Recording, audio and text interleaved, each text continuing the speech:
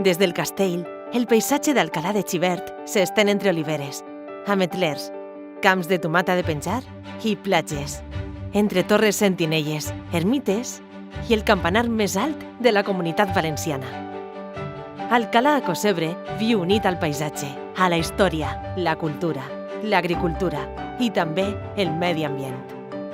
Fa temps que es presta el servei de recollida gratuïta de cartó en bars i comerços amb una resposta que posa en relleu el compromís ciutadà amb la neteja urbana i la sostenibilitat.